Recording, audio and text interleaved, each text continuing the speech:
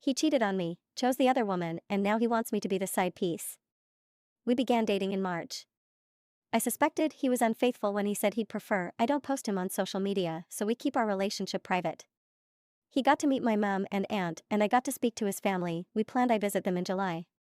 He came for my graduation, and right after he left went for a weekend-long concert in Miami. He suggested we move in together. I was against the idea.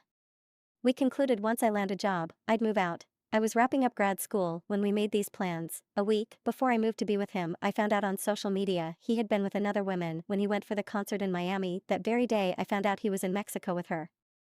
I confronted him and he didn't respond to any of my calls, so I ended up messaging him, and in one of my messages to him, I mentioned that I understood the relationship had ended, but I didn't have anywhere to go, so I'd rather stay at his till I find a job.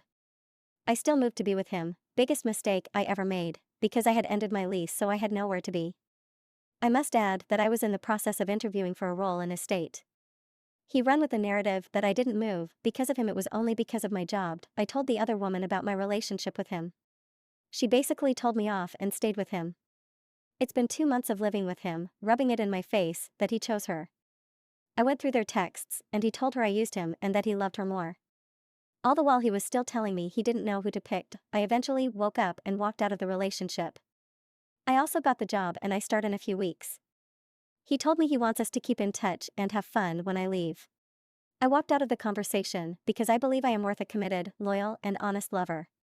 As I type this, he drove 2 hours to be with her. I am jealous because I still have feelings for him, but I know I deserve better so she can have him.